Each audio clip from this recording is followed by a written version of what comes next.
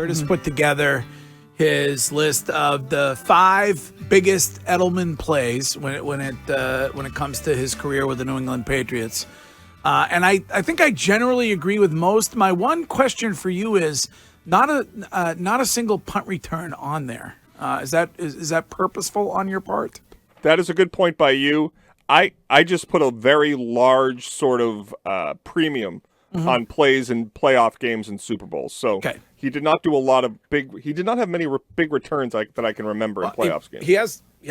I believe he has the Patriots record for punt returns for TDs. I believe he has the record for the Patriots. Absolutely. Okay, so let's begin.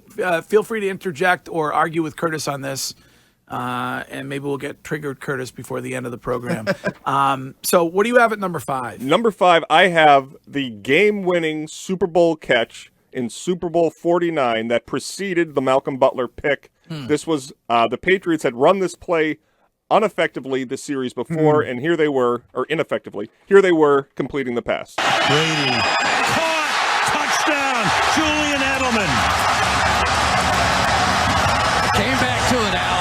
It came right back to it. And this play, the little return route, right? Like 2 minutes left, right? Yeah, or less. He was on the left side of the formation, and he was actually out wide. Correct? That's correct. He wasn't even. Slot. He wasn't even in the slot. He ran like the slant, like he was running a slant, and then he broke back out to the pylon. And the cornerback for the Seahawks totally fell on his ass. I mean, it was a great cut by Edelman. So that was, in my opinion, the biggest Super Bowl win of the second part of the dynasty because it prevented the Patriots from going 3-3, made them 4-2. Okay, I'm good with that at number 5. Yeah, that was cool. I like that one. Okay. And this isn't a specific play. It is a performance. It is Julian Edelman's performance in Super Bowl 53, and here he is being awarded the MVP. What it's all about. And to have this little girl here, and this little boy, and my other boys around here, and for my boy right there. You call him you my little brother. Yeah, you said you never had a little brother, but if you had one, it'd be Julian Edelman. Guess what? He's the MVP. He deserves it. That was one of the best games he ever played. Come on over here, Julian. Congratulations, Tom. Another Super Bowl that Tom Brady wouldn't have won without Julian Edelman. Yes, phenomenal. In that game, he caught 10 passes for 141 yards against a very good Rams defense. So number 4 is his overall performance in that game. All right, I'm okay with that. My number 3 is 3 consecutive first downs. This was alluded to earlier in the show. Edelman dominating the Chiefs secondary in overtime, catching key catch after key catch after key catch on 3rd and 10 to set the Patriots to the Super Bowl in the AFC Championship game against the Chiefs. Minute and 57 to decide it. Brady fires complete. Edelman, what a catch. Pass down the middle. Caught. Edelman holds on. Pocket sealed. Down the middle. Edelman again with a 3rd down catch. Unbelievable. Clutch. I would have that high, depending on what you have at number 2, if I remember correctly. I would have that higher because it got them to the Super Bowl. But okay, I got you. My number 2, I totally understand that people might want to flip-flop these, but I believe this was the loudest Gillette Stadium has ever been. They were playing the Ravens, the great rivalry of Ray Lewis against the Pats. Those two teams despised one another, and the Patriots were down a touchdown. They trailed twice by 2 touchdowns in this game, came back to tie it up on this pass from Julian Edelman to Danny Amendola. Edelman in motion. Edelman takes the swing pass. Edelman's going to throw. Deep downfield, wide open. Amendola. Touchdown. Chills. Unbelievable. And right before that, 51 yards.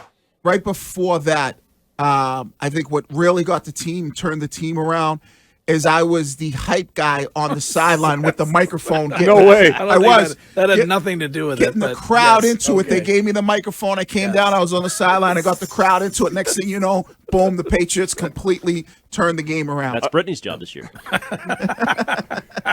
But the person behind us here, Tyler, who cut that up, made a mistake because Al Michaels went on to say this is all thanks to Jermaine Wiggins getting the crowd riled It's up. okay. Don't worry. It's Edelman's moment. I can step aside. Yes, he did.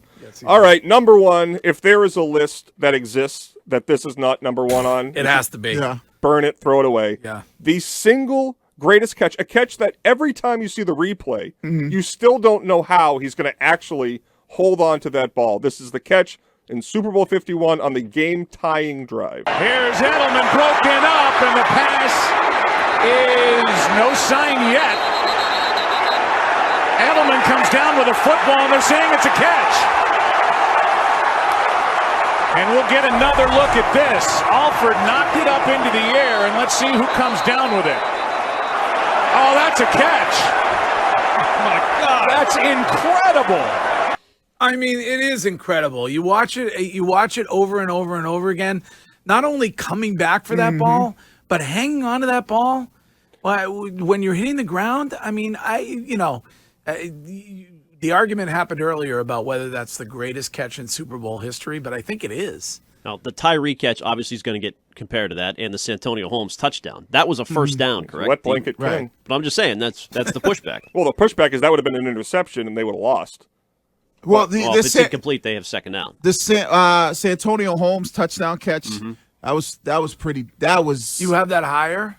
That was a touchdown. That was the game-winning Game-winning touchdown. Right. And it was a toe tap or a toe drag, or like in the back corner of the end zone. But this is the greatest comeback in the history of the Super Bowl. Right. And I think the sneaky MVP isn't even Edelman.